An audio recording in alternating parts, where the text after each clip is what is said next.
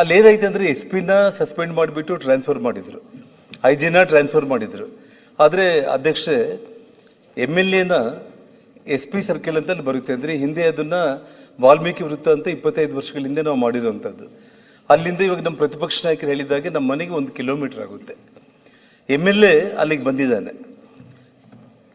ಒಬ್ಬ DSP, ಒಬ್ಬ ASP ಆಗಿರ್ಬೋದು, ಯಾರೇ ಆದರೂ ಕೂಡ ಎಮ್ ಎಲ್ ಎನ ಅಲ್ಲಿಂದ ತಕ್ಷಣ ನೀನು ಮನೆಗೆ ಹೋಗು. ಅಲ್ಲಿ SP IG ಜನಾರ್ದನ್ ರೆಡ್ಡಿ ಮನೆ ಹತ್ರ ಇದ್ದಾರೆ. ಜನ ಎಲ್ಲ ಕೂಡ ಕಂಪ್ಲೀಟ್ ಫೈರಿಂಗ್ 7:15 7:30 ನಡುವೆ ಫೈರಿಂಗ್ ಮುಗಿದೋಗಿದೆ. ನೀನು ಮತ್ತೆ ಅನಾವಶ್ಯಕವಾಗಿ ಅವ್ರ ಮನೆ ಹತ್ರ ಹೋಗಿ ಜಗಳ ಇನ್ನೂ ಸೀರಿಯಸ್ ಆಗುತ್ತೆ ಅಂತ ಹೇಳ್ಬಿಟ್ಟು ಎಮ್ ಎಲ್ ಎನ ಗಾಡಿಯಲ್ಲಿ ಹತ್ತಿಸ್ಕೊಂಡ್ಬಿಟ್ಟು ಹೋಗಿ ಅವನ ಮನೆಯಲ್ಲಿ ಬಿಟ್ಬಿಟ್ಟಿದ್ರೆ ಯಾವ ಅನಾಹುತ ಕೂಡ ಆಗ್ತಾ ಇದ್ದಿಲ್ಲ. ಇಲ್ಲೇನಾಯಿತು, ಎಮ್ ಎಲ್ ಎ ಕೂಡ ಪಾಪ ಏನೇನು ತಗೊಂಡಿದ್ದೋ ಗೊತ್ತಿಲ್ಲ, ನಾನು ಮಾರನೇ ದಿನ ಬ್ಲಡ್ ಟೆಸ್ಟ್ ಮಾಡಿಸ್ರಿ ಅಂತ ಹೇಳಿದ್ದೆ. ನಾನು ಮಾಧ್ಯಮಗಳ ಮೂಲಕ ಸರ್ಕಾರಕ್ಕೆ ವಿನಂತಿ ಮಾಡಿದ್ದೆ. ನಾನು ಬಹಳ ಆವೇಶದಲ್ಲಿ ಸುಮಾರು ತಾನೇ ಮಾತಾಡಿರೋ ವಿಡಿಯೋಗಳಲ್ಲೇ 5,000 ಜನಗಳ ಜೊತೆ ನಾನು ಇಲ್ಲಿಗೆ ಬಂದಿದ್ದೀನಿ, ನಾನು ಅವನ ಮನೆ 5 ನಿಮಿಷದಲ್ಲಿ ಸುಟ್ಬಿಡ್ತೀನಿ, ನಾನು ತಾಳ್ಮೆ ಕಡ್ಕೊಂಡ್ರೆ ಬಳ್ಳಾರಿನೇ ಭಸ್ಮ ಮಾಡಿಬಿಡ್ತೀನಿ ಅಂತೇಳಿ ಮಾತಾಡ್ದೆ. ಆ ಮಾತುಗಳು ಯಾವಾಗ ಮಾತಾಡ್ದೆ ಅಂತಂದರೆ, ಒಬ್ಬ ಕಾಂಗ್ರೆಸ್ ಕಾರ್ಯಕರ್ತ ಗುಂಡಿಗೆ ಬಲಿ ಆದಮೇಲೆ ಕರೆಕ್ಟ್ 9 ಗಂಟೆಗೆ ನಮ್ಮ ಮನೆ ಎದುರುಗಡೆ ಬಂದಿದ್ದಾರೆ. ಅದು ಎಲ್ಲ CC ಕ್ಯಾಮ್ರಾಗಳಲ್ಲಿ ವಿಡಿಯೋಗಳಲ್ಲಿ ಎಲ್ಲ ರೆಕಾರ್ಡ್ ಆಗಿದೆ. 5,000 ಜನಗಳ ಜೊತೆ ದೊಡ್ಡ ರ್ಯಾಲಿ ಥರ ಮನೆ ಹತ್ರ ಬಂದ್ಬಿಟ್ಟು ಬಂದ ತಕ್ಷಣ ಮನೆ ಮೇಲೆ ಗನ್ಗಳಿಂದ ಫೈರಿಂಗ್, ಬಾಟಿಲ್ಗಳು ಪಟ ಪಟ ಪಟ ಪಟ ಪಟ ಬಾಟಿಲ್ಸು ಬಿಲ್ಡಿಂಗ್ಗಳ ಮೇಲೆ, ಗ್ಲಾಸ್ಗಳ ಮೇಲೆ ಬೀಳ್ತಾನೆ ಇದೆ. ಪ್ರೈವೇಟ್ ಗನ್ಮೆನ್ಗಳು ಫೈರಿಂಗ್ಗಳು ಮಾಡ್ತಾ ಇದ್ದಾರೆ. ನೂರಾರು ವಿಡಿಯೋಗಳು ಅದೆಲ್ಲ ಇವತ್ತು ಮೀಡಿಯಾದಲ್ಲೆಲ್ಲ ಕೂಡ ಬಂದಿರೋಂಥದ್ದು. ಆ ಸಮಯದಲ್ಲಿ ಏನಾಗಿದೆ ಅಂತಂದರೆ, ಒಬ್ಬ ಕಾಂಗ್ರೆಸ್ ಕಾರ್ಯಕರ್ತ ರಾಜಶೇಖರ್ ಅಂತ ಹೇಳ್ಬಿಟ್ಟು ಅವನು ಬಾಟ್ಲಿಲ್ ತಗೊಂಡು ನಮ್ಮ ಮನೆ ಮೇಲೆ ಹಾಕೋ ವಿಡಿಯೋಗಳು ರೆಕಾರ್ಡ್ ಆಗಿದೆ. ಆ ಹುಡುಗ ಪೊಲೀಸರು ಬಂದು ಲಾಠಿ ಚಾರ್ಜ್ ಮಾಡ್ತಾರೆ. ಆ ಲಾಠಿ ಚಾರ್ಜ್ ಮಾಡೋ ಸಮಯದಲ್ಲಿ ಅವನು ಆ ಲಾಠಿ ಏಟಿಗೆ ತಡ್ಕೊಳ್ಳಾರ್ದೇನೆ ಅವ್ನು ಹಿಂದೆ ತಿರುಗಿ ಹಿಂಗೆ ಓಡ್ತಾ ಇರ್ತಾನೆ. ಅವ್ನು ಕರೆಕ್ಟ್ ಬೆನ್ನ ಹಿಂದೆನೇ ಆ ಪ್ರೈವೇಟ್ ಗನ್ಮ್ಯಾನು, ಯಾಕೆಂದರೆ ಮಿಸ್ಫೈರ್ ಅನ್ನೋದು ಡಿಫ್ರೆಂಟ್. ಮಿಸ್ಫೈರ್ ಅನ್ನೋದಾಗಲಿ ಅಥವಾ ನನ್ನ ಪ್ರಾಣ ರಕ್ಷಣೆಗೆ ಯಾರಾದರೂ ನನ್ನ ಮೇಲೆ ಹೀಗೆ ಎದುರುಗಡೆ ಬಂದರೆ ನಾನು ಫೈರಿಂಗ್ ಮಾಡೋದು ಡಿಫ್ರೆಂಟ್. ಆದರೆ ಒಬ್ಬ 26 ವರ್ಷ ಯುವಕ ಅವನು ವಾಪಸ್ ಹಿಂಗೆ ಓಡೋಗ್ತಾ ಇದ್ರೆ ಅವನ ಬೆನ್ನ ಹಿಂದೆನೇ ಪಾಯಿಂಟ್ ಬ್ಲ್ಯಾಂಕಲ್ಲಿ ಅವನು ಫೈರ್ ಮಾಡಿ ಅಲ್ಲೇ ಸ್ಪಾಟಲ್ಲೇ ಡೆತ್ ಆಗಿದ್ದಾನೆ. MLA ಅಲ್ಲೇ ನಿಂತಿದ್ದಾನೆ, ಪೊಲೀಸರು ಅಲ್ಲೇ ಇದ್ದಾರೆ, ಸಿಟಿ DSP ಅಲ್ಲೇ ಇದ್ದಾರೆ, ಸಿಟಿ ASP ಅಲ್ಲೇ ಇದ್ದಾರೆ, ಇನ್ಸ್ಪೆಕ್ಟರ್ಸ್ ಇದ್ದಾರೆ. ಎಲ್ಲರ ಸಮಕ್ಷಮದಲ್ಲಿ ನನ್ನ ಆಫೀಸ್ ಮುಂದೆನೆ 10 ಅಡಿ ದೂರದಲ್ಲೇ ಒಬ್ಬ ಕಾರ್ಯಕರ್ತ ಡೆತ್ ಆಗಿಬಿಟ್ಟ. ಡೆತ್ ಆದ ತಕ್ಷಣ ಮೀಡಿಯಾದವ್ರು ಕೇಳ್ತಾ ಇದ್ರು, ಅವರೇ ಸಾಯಿಸ್ಬಿಟ್ಟಿದ್ದಾರೆ, ಅವ್ರನ್ನ ಅರೆಸ್ಟ್ ಮಾಡೋವರೆಗೂ ನಾನು ಇಲ್ಲಿಂದ ಎದ್ದು ಹೋಗೋದೇ ಇಲ್ಲ, ನಾನು ಇಲ್ಲೇ ಕೊಡ್ತೀನಿ ಅಂತೇಳಿ ಸುಮಾರು ಸ್ಟ್ರೈಕ್ ಮಾಡಿ ಸಿಕ್ಕಾಪಟ್ಟಿ ಮೀಡಿಯಾದಲ್ಲಿ ಆ ಲ್ಯಾಂಗ್ವೇಜ್ ಏನೆಲ್ಲ ಮಾತಾಡಬೇಕು ಮಾತಾಡಿದ್ದಾನೆ. ಅದಾದಮೇಲೆ ಕೂಡ ಇಷ್ಟೆಲ್ಲ ಅನಾಹುತ ಆಗಲಿಕ್ಕೆ ಪೊಲೀಸ್ ವೈಫಲ್ಯ, ಇದರಲ್ಲಿ ಎರಡನೇ ಮಾತೇ ಇಲ್ಲ. ಯಾಕಂದರೆ ಈ ಹಿಂದೆ ಕೂಡ ನಾವು ಈ ರಾಜಕೀಯದಲ್ಲಿ ಹೋರಾಟ ಮಾಡೋ ಸಂದರ್ಭದಲ್ಲಿ ಒಬ್ಬ ಮಂತ್ರಿನೇ ಶರತ್ ಚಂದ್ರ ಅಂತ IPS ಅಧಿಕಾರಿಗಳು FIR ಮಾಡಿ ಎತ್ತಿ ವ್ಯಾನಲ್ಲಿ ಹಾಕ್ಕೊಂಡು ಮಂತ್ರಿನೇ ತಗೊಂಡೋಗ್ಬಿಟ್ಟು ಸ್ಟೇಷನಲ್ಲಿ ಕೊಡಿಸ್ಕೊಂಡಿದ್ದ ಘಟನೆಗಳು ಹಿಂದೆ ಆಗಿತ್ತು. ಇಲ್ಲಿ MLAನ ಆ ಸರ್ಕಿಲಲ್ಲೇ ತಗೊಂಡ್ಬಿಟ್ಟು ಅವ್ರ ಮನೆಗೆ ಹೋಗಿ ಬಿಟ್ಟು ನಮ್ಮನ್ನ ಮನೆ ಒಳಗಡೆ ಇಟ್ಟು ಆ ಜನಗಳನ್ನ ಡಿಸ್ಪರ್ಸ್ ಮಾಡಿದರೆ ಒಬ್ಬ ಅಮಾಯಕ ಸತ್ತೋಗ್ತಾ ಇದ್ದಿಲ್ಲ. ಅದು ಆ ಕಾಂಗ್ರೆಸ್ ಕಾರ್ಯಕರ್ತನೇ ಆಗಿದ್ದ ಕಾರಣ ಮಾರನೇ ದಿನಕ್ಕೆ ಓವರಾಲ್ ಆಗಿ ಇಶ್ಯೂ ಏನಾಯಿತು, ಜಿಲ್ಲಾ ಉಸ್ತುವಾರಿ ಮಂತ್ರಿಗಳು ಜಮೀರ್ ಅವರೇ ಹೇಳಿದರು, ಅವರ ಪ್ರೈವೇಟ್ ಗನ್ಮ್ಯಾನ್ಗಳಿಂದಾನೇ ಆ ಕಾರ್ಯಕರ್ತ ಡೆತ್ ಆದ ಅಂತ ಹೇಳ್ಬಿಟ್ಟು. DSP ಸುಮೋಟೋ ಕೇಸ್ ಅಂತ ಫೈಲ್ ಮಾಡ್ಕೊಂಡಿದ್ರು.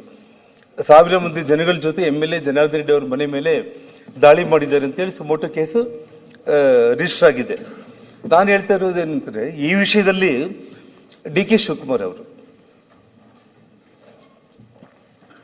ಮುಖ್ಯಮಂತ್ರಿಗಳು ತುಂಬ ಗಂಭೀರವಾಗಿ ಇದನ್ನ ಟಿವಿಗಳೆಲ್ಲ ಬಂತು, ಅವ್ರನ್ನ ಬೈದಿದ್ದಾರೆ, ರೆಡ್ಡಿ ಅವ್ರ ಮನೆ ಹತ್ರ ಹೋಗಿ ಬ್ಯಾನರ್ ಕಟ್ಟೋ ಅವಶ್ಯಕತೆ ಏನಿತ್ತು ಅಂತೇಳಿ.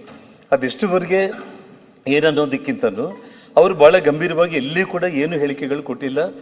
ತಕ್ಷಣ SPನ ಸಸ್ಪೆಂಡ್ ಮಾಡಿದ್ರು, ಟ್ರಾನ್ಸ್ಫರ್ ಮಾಡಿದ್ರು, IG ಮಾಡಿದ್ರು, ಆ್ಯಕ್ಷನ್ ತಗೊಳ್ಳೋದು ಶುರು ಆಯಿತು. ಆದರೆ ಈ ರಾಜ್ಯದ ಉಪಮುಖ್ಯಮಂತ್ರಿ ಅಲ್ಲಿಗೆ ಬಂದ್ಬಿಟ್ಟು, ಬಳ್ಳಾರಿಗೆ ಬಂದ್ಬಿಟ್ಟು ಅವ್ರ ಬಾಯಿಗೆ ಬಂದಂಗೆ ವಿ ಸ್ಟ್ಯಾಂಡ್ ವಿತ್ ಅವ್ರ MLA, ಓಕೆ ನಿಮ್ಮ ಪಕ್ಷದ MLA ನೀವು ನಿಂತ್ಕೋಬೇಕು. ಯಾವುದಕ್ಕೆ ನಿಂತ್ಕೋಬೇಕು? ಎಂಥ ಘಟನೆಗಳಿಗೆ ನೀವು ನಿಂತ್ಕೋಬೇಕು? ಇವತ್ತು ನಾವು ಬಳ್ಳಾರಿಯಲ್ಲಿ 30 ವರ್ಷ ನಾನು ರಾಜಕೀಯ ಮಾಡಿದ್ದೀನಿ. ಎಂಥವ್ರ ವಿರುದ್ಧ ನಾವು ಹೋರಾಟ ಮಾಡಿದ್ದೀವಿ. ಯಾವತ್ತೂ ಕೂಡ ಪೊಲಿಟಿಕಲ್ ಫೈಟಿಂಗ್ಸ್ ಅನ್ನ ರ್ಯಾಲಿಗಳ ಮೂಲಕ, ಸ್ಟ್ರೈಕ್ಗಳ ಮೂಲಕ ಮಾಡ್ಕೊಂಡಿದ್ದೇ ವಿನಃ ಒಬ್ಬರ ಮನೆಗೆ ಇನ್ನೊಬ್ಬರು ಹೋಗಿ ದಾಳಿ ಮಾಡಿದ ಘಟನೆಗಳು ಬಳ್ಳಾರಿ ಇತಿಹಾಸದಲ್ಲೂ ಕೂಡ ಯಾವತ್ತೂ ಕೂಡ ಹಿಸ್ಟ್ರಿನಲ್ಲಿ ನಡೆದಿಲ್ಲ. ಇವತ್ತು ಒಬ್ಬ ಉಪಮುಖ್ಯಮಂತ್ರಿ ಬಂದ್ಬಿಟ್ಟು we stand with our MLA ಅಂತಂದ್ರು. ಓಕೆ, ಅದಕ್ಕೂ ನಾವೇನು ಯೋಚನೆ ಮಾಡಿ. ಸಭಾಧ್ಯಕ್ಷರೇ, ಆಮೇಲೆ 2 ನಿಮಿಷ ನಾವು ಮಾತಾಡ್ಬೇಕು. ರಂಗನಾಥ್ ಅವರೇ, ನಾನು ಮಾತಾಡಿದ ಮೇಲೆ ನೀವು 1 ಅವರ್ ಮಾತಾಡಿ. ಅಲ್ಲ, 1 ಅವರ್ ನೀವು 1 ಅವರ್ ಮಾತಾಡಿ. ಅಲ್ಲಲ್ಲ, ನೀವು 1 ಅವರ್ ಮಾತಾಡಿ. ಇನ್ವೆಸ್ಟಿಗೇಟ್ ಮಾಡ್ಲಿ ಅಂತಾನೆ ಹೇಳಿದ್ದಾರೆ ಅಲ್ಲಿ ಹೋಗಿ. ನಾನು ಹೇಳಿದ್ರೆ ಪೂರ್ತಿ ಕೇಳಿ ರಂಗನಾಥ್. ಅಲ್ಲ, ಎಲ್ಲ ವಿಡಿಯೋಗಳಿದೆ. ಅಲ್ಲ, ಮೀಡಿಯಾ ಮುಂದೆನೆ ಮಾತಾಡಿದ್ದಾರೆ. ದಯಮಾಡಿ ನೋಡಿ, ನಾನು ನಿಧಾನವಾಗಿ ಎಲ್ಲ ವಿಷಯಗಳನ್ನ ಹೇಳ್ತಾ ಇದ್ದೀನಿ. ನಾನೇನಾದ್ರೂ ತಪ್ಪು ಮಾತಾಡಿದ್ರೆ ದಯಮಾಡಿ ಎಲ್ಲ ಎವಿಡೆಂಟ್, ಪ್ರತಿಯೊಂದು ರೆಕಾರ್ಡೆಡ್, ಪ್ರತಿಯೊಂದು ವಿಡಿಯೋಗಳಿದೆ. ಈ ರಾಜ್ಯದ ಒಬ್ಬ ಉಪಮುಖ್ಯಮಂತ್ರಿ ಸಂವಿಧಾನದ ಬಗ್ಗೆ ನೀವು ಮಾತಾಡುವಂತ ಒಬ್ಬ ವ್ಯಕ್ತಿ ಅಲ್ಲಿ ಬಂದು ನೀನೇನ್ ಮಾತಾಡ್ತಾ ಇದೀಯ? ನಾನು ರಾಜ್ಯದ ಮುಖ್ಯಮಂತ್ರಿಗಳಿಗೆ ಆ ಗಲಾಟೆ ಆದ ತಕ್ಷಣ, ಮುಖ್ಯಮಂತ್ರಿಗಳೇ 1 ಅವರಲ್ಲೇ ನಾನು ನಿಮಗೊಂದು ಲೆಟರ್ ಬರೆದೆ, ಕೇಂದ್ರ ಗೃಹ ಮಂತ್ರಿಗಳಿಗೂ ಲೆಟರ್ ಬರೆದೆ, ಗವರ್ನರ್ಗೂ ಲೆಟರ್ ಬರೆದೆ, ಸೆಕ್ಯೂರಿಟಿ ಪ್ರೊವೈಡ್ ಮಾಡಿ, ಇನ್ನ ಹೆಚ್ಚಿನ ಸೆಕ್ಯೂರಿಟಿ ಅಂತ ಹೇಳಿ. ನಾನೇನು ಮಾಡಿಲ್ಲ. ಮಾಧ್ಯಮದವರು ರಾಜ್ಯದ ಮುಖ್ಯಮಂತ್ರಿಗಳನ್ನ ಸೆಕ್ಯೂರಿಟಿ ಕೇಳಿದ್ದಾರೆ. ಇದಕ್ಕೆ ನೀವೇನ್ ಹೇಳ್ತೀರಿ ಅಂದ್ರೆ, ಹೋಗಿ ಇರಾನ್ನಿಂದ ತರಿಸ್ಕೊ ಅಂತ ಹೇಳ್ರಿ, ಅಮೆರಿಕದಿಂದ ತರಿಸ್ಕೊ ಅಂತ ಹೇಳ್ರಿ, ಇಲ್ಲ 100 ಮಂದಿ ಭಾರತೀಯ ಜನತಾ ಪಕ್ಷದ ಕಾರ್ಯಕರ್ತರ ಮಡ್ಕೋ ಅಂತ ಹೇಳ್ರಿ ಅಂತೇಳಿ ಅವ್ರು ಮಾತಾಡ್ತಾ ಇರಂತಂದ್ರೆ, ಈ ರಾಜ್ಯದ ಉಪಮುಖ್ಯಮಂತ್ರಿಗಳಾಗಿ ನಿಮ್ಮ ಆ ಹುದ್ದೆಗೆ ನೀವು ಯಾವುದೇ ಕಾರಣಕ್ಕೂ ಕೂಡ ಗೌರವನೂ ನೀವು ಕೊಟ್ಟಿಲ್ಲ. ಆ ಹುದ್ದೆಯಲ್ಲಿ ಕುತ್ಕೊಳ್ಳೋದಕ್ಕೆ ನೀವು ಯೋಗ್ಯರೋ ಅಲ್ಲೋ ಅನ್ನೋದನ್ನ ನಿಮ್ಮ ಪಕ್ಷ ತೀರ್ಮಾನ ಮಾಡಲಿ, ಅದು ನಮ್ಗೆ ಸಂಬಂಧ ಇಲ್ಲ. ಆದ್ರೆ ಇಡೀ ರಾಜ್ಯದ ಜನರು ಅದನ್ನ ನೋಡಿದ್ದಾರೆ.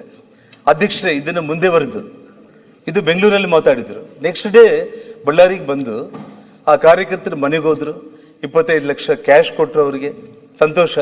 ಅಲ್ಲಿಂದ ಬಂದು ಇಮಿಡಿಯೇಟ್ ಆಗಿ ಒಂದು ಪ್ರೆಸ್ ಕಾನ್ಫರೆನ್ಸ್ ಮಾಡಿದ್ರು. ಆ ಪ್ರೆಸ್ ಕಾನ್ಫರೆನ್ಸ್ ಅಲ್ಲಿ ಏನ್ರಿ, ಜನಾರ್ದನ್ ರೆಡ್ಡಿ ಅವರಿಗೆ ಗುಂಡು ಇಲ್ಲಿ ಬಿದ್ದಿದ್ದೇನಾ, ಇಲ್ಲೇನು ಹೊಟ್ಟೆ ಒಳಗಡೆ ಹೋಗಿದ್ದೇನಾ ಅಂತಂದ್ರು. ಪತ್ರಕರ್ತರ ಉಪಮುಖ್ಯಮಂತ್ರಿಗಳು ಮುಖದ ಮೇಲೇನೆ ಕೇಳಿದ್ರು, ಇಲ್ಲಿ ಬಿದ್ದಿದ್ರೆ ಜನಾರ್ದನ್ ರೆಡ್ಡಿ ಎಲ್ಲಿ ಬದುಕ್ತಾ ಇದ್ದೆ, ಹೆಂಗ್ ಮಾತಾಡ್ಲಿಕ್ಕೆ ಆಗುತ್ತೆ ಅಂದ ತಕ್ಷಣ ಅಲ್ಲಿಂದ ಪ್ರೆಸ್ ಕಾನ್ಫರೆನ್ಸ್ ಹೆಚ್ಚು ಕಡಿಮೆ ಆಗ್ಬಿಟ್ಟು ಅಲ್ಲಿಂದ ವಾಪಸ್ ಬಂದ್ರು. ಅಂದ್ರೆ ಏನ್ ವಿಷಯ ಏನಾಗ್ತಾ ಇದೆ ಅಂತಂದ್ರೆ, ನಾನು ಹೇಳ್ತಾ ಇರುವಂತದ್ದು, ಇಷ್ಟು ಘಟನೆ ಆದ್ಮೇಲೆ ಈ ಘಟನೆಗೆ ಕಾರಣ ಆಗಿರುವಂತ ಒಬ್ಬ ಶಾಸಕ ಆಗಿರ್ಬೋದು, ಒಬ್ಬ DSP ಆಗಿರ್ಬೋದು, ಒಬ್ಬ ASP ಆಗಿರ್ಬೋದು. ನೋಡಿ, 27ನೇ ತಾರೀಕು ನಿನ್ನೆ ಇಲ್ಲ ಮೊನ್ನೆ ಒಬ್ಬ IPS ಆಫೀಸರ್ನ ಸಿಟಿ DSP ಆಗಿ ಯಾರು ಯಶ್ ಕುಮಾರ್ ಶರ್ಮಾ ಅಂತ ಹೇಳಿ ಯಾರನ್ನು ಪೋಸ್ಟ್ ಮಾಡಿದ್ದಾರೆ. ನನಗೆ ಚೀಫ್ ಮಿನಿಸ್ಟರ್ ಮೇಲೆ ಒಂದು ಎಷ್ಟು ಖುಷಿ ಆಯ್ತು ಅಂತಂದ್ರೆ, ಹೋರಾಟ ನೀವು CBIಗೆ ಕೊಡ್ತೀರಾ ಇಲ್ಲ, ಸಿಟ್ಟಿಂಗ್ ಹೈಕೋರ್ಟ್ ಜಡ್ಜ್ ಮೂಲಕ ಎಂಕ್ವೈರಿ ಮಾಡ್ತೀರಾ ಇಲ್ಲ ಅನ್ನೋದು, ಅದು ನೀವು ಏನ್ ಮಾಡ್ತೀರಾ ಅನ್ನೋದು ನೋಡೋಣ. ಇದು ಆಗ್ಲಿಲ್ಲ ಅಂದ್ರೂ ಕೂಡ ನಾನೇನು ಕಾನೂನು ಹೋರಾಟ ಇದೆ, ಕೋರ್ಟ್ಗಳಿದಾವೆ, ಅಪ್ ಟು ಸುಪ್ರೀಂ ಕೋರ್ಟ್ ವರೆಗೂ ಕೂಡ ಹೋರಾಟ ಮಾಡ್ತೀನಿ. ಸಾಕಷ್ಟು ಎವಿಡೆನ್ಸ್ಗಳಿದೆ. ಇದನ್ನ ನಾನೇನು ಇಲ್ಲಿಗೆ ಬಿಡೋ ಪರಿಸ್ಥಿತಿ ಇರಲ್ಲ. ಆದ್ರೂ ಕೂಡ ತಾತ್ಕಾಲಿಕವಾಗಿ ಅಟ್ಲೀಸ್ಟ್ ಬಳ್ಳಾರಿಗೆ, ಈ ಹಿಂದೆ ಕೂಡ ಸನ್ಮಾನ್ಯ SM ಕೃಷ್ಣ ಅವರು ಇರ್ಬೋದು, ಬೇರೆ ಯಾವುದೇ ಮುಖ್ಯಮಂತ್ರಿಗಳು ಇರ್ಬೋದು, ಬಳ್ಳಾರಿ ಜಿಲ್ಲೆ ಅಂತಂದ್ರೇನೆ, ಬಳ್ಳಾರಿ ನಗರ ಅಂದ್ರೇನೆ ತುಂಬಾ ಹಾಟ್ ಆಗಿರುತ್ತೆ. ಒಂದು ಆಂಧ್ರದ ವಾತಾವರಣ ಅನ್ನುವಂಥ ಪದಗಳು ಪದೇ ಮಾಧ್ಯಮಗಳಲ್ಲಿ ಬರ್ತಾ ಇರುತ್ತೆ. ಅಲ್ಲಿ ಸ್ವಲ್ಪ ಒಳ್ಳೆ ಅಧಿಕಾರಿಗಳನ್ನ ಪೋಸ್ಟ್ ಮಾಡಬೇಕು ಅನ್ನೋದು ಇರುತ್ತೆ. ನಾನು ಮುಖ್ಯಮಂತ್ರಿಗಳು ಒಬ್ಬ ಸಿಟಿ DSPನ ಒಬ್ಬ IPS ಅಧಿಕಾರಿನೇ ಅವರು ಪೋಸ್ಟ್ ಮಾಡಿದ್ರು. ಇನ್ನೇನು ಸಿಟಿಯಲ್ಲಿ ಎಲ್ಲ ಕಂಟ್ರೋಲ್ ಆಗ್ಬಿಡುತ್ತೆ. ಒಬ್ಬ ASP ಪೋಸ್ಟ್ ಇದೆ, ಒಬ್ಬ ASP ಪೋಸ್ಟ್ ಅಲ್ಲಿ ಒಂದು IPS ಹಾಕ್ಲಿ, SP ಬಂದಿದ್ದಾರೆ, ಸಿಟಿ DSPನೂ ಕೂಡ ಆಗ್ಬಿಟ್ರೆ ಇಡೀ ಸಿಟಿ ಇವತ್ತು ಏನಾಗ್ತಾ ಇದೆ, ಇಡೀ ರಾಜ್ಯದಲ್ಲಿ ನಡೀತಾ ಇರುವಂತದ್ದು. ಇವತ್ತು ಬಳ್ಳಾರಿಯಲ್ಲಿ ಏನೆಲ್ಲ ಪ್ರತಿ ವಾರ್ಡ್ಗಳಲ್ಲಿ ಕೂಡ ಯಂಗ್ಸ್ಟರ್ಸ್ ಎಲ್ಲರೂ ಕೂಡ ಗ್ಯಾಂಗ್ಸ್ಟರ್ಸ್ ಆಗ್ಬಿಟ್ಟಿದ್ದಾರೆ. ಅಧ್ಯಕ್ಷ, ಈ ವಾತಾವರಣ ಅಟ್ಲೀಸ್ಟ್ ಹೋಗ್ಲೆ. ಅದು MLA ತಯಾರು ಮಾಡ್ತಾ ಇದ್ದಾನ, ಇನ್ನೊಬ್ಬರು ಮಾಡ್ತಾ ಇದ್ದಾರೆ ಅನ್ನೋದು ನಾನು ಹೇಳಕ್ ಹೋಗಲ್ಲ. ನಾನು ಒಟ್ಟಿಗೆ ವಾತಾವರಣ ತುಂಬಾ ಗಂಭೀರವಾಗಿ ನಗರದಲ್ಲಿ 5,000 ಹುಡುಗರು ಯಾರು ಬಂದಿದ್ದಾರಲ್ಲ, ಎಲ್ಲರೂ ಕೂಡ ಕಂಪ್ಲೀಟ್ ಆಟೋಗಳಲ್ಲಿ ಆ ಪೆಟ್ರೋಲ್ಗಳು. ಇನ್ನ ನಾನು ಕೆಲವೊಂದು ವಿಡಿಯೋಗಳು ಬಿಡುಗಡೆ ಮಾಡಿಲ್ಲ ಅಧ್ಯಕ್ಷರೇ. ಒಂದೊಂದು ಸ್ಟೆಪ್ ಮುಂದಕ್ಕೆ ಹೋಗೋಣ ಅಂತ ಹೇಳ್ಬಿಟ್ಟು ಬ್ರಾಂದಿ ಶಾಪ್ಗಳು ಮುಂದೆ ನಿಂತ್ಕೊಂಡು 300 ಮಂದಿ 400 ಮಂದಿ ಹುಡುಗರು ಲಿಕ್ಕರ್ ಹಂಗೆ ಕುಡಿದು ಅದರಲ್ಲಿ ಪೆಟ್ರೋಲ್ ಕ್ಯಾನ್ಗಳಲ್ಲಿ ತುಂಬಿಸ್ಕೊಂಡ್ಬಿಟ್ಟು ಆಟೋಗಳಲ್ಲಿ ಹಾಕೊಂಡು ಬಂದ್ರೆ ಪೊಲೀಸರು ಆಟೋಗಳೆಲ್ಲದನ್ನು ಕೂಡ ಸೀಸ್ ಮಾಡುವಂಥದ್ದು, ನೂಕುವಂಥದ್ದು, ಪೊಲೀಸರ ತಪ್ಪಿಸಿ ಬಾಟಲ್ ತಗೊಂಡು ಬಂದು ನಮ್ಮ ಮನೆ ಮೇಲೆ ಆಗ್ತಾ ಇರುವಂಥದ್ದು ಇವೆಲ್ಲ ನೋಡ್ತಾ ಇದ್ದೀವಿ. ನಾನೇನಂತಂದ್ರೆ, ಇಲ್ಲಿ ಇದಕ್ಕೆಲ್ಲದಕ್ಕೂ ಕಾರಣ ಇಲ್ಲೀಗಲ್ ಆಗಿ ಈಜಿ ಮನಿ ಏನು ಅರ್ನ್ ಮಾಡ್ತಾ ಇದ್ದಾರೆ, ಗಾಂಜಾಗಳು, ಡ್ರಗ್ಸು, ಮಟ್ಕ ಕ್ಲಬ್ಗಳು, ಈ ಮೂಲಕ ಏನು ಅವ್ರಿಗೆ ಹಣ ಸಿಗ್ತಾ ಇದೆ.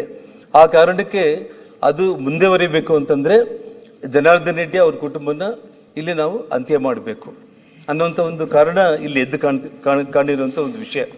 ನಿರ್ಭೀತ, ನಿಷ್ಪಕ್ಷಪಾತ, ವಿಶ್ವಾಸಾರ್ಹ ಸುದ್ದಿಗಳಿಗೆ ಮತ್ತೊಂದು ಹೆಸರಾಗಿರುವಂತ ನ್ಯೂಸ್ 18 ಕನ್ನಡ ಈಗ ಆಪ್ನಲ್ಲೂ ಲಭ್ಯವಿದೆ.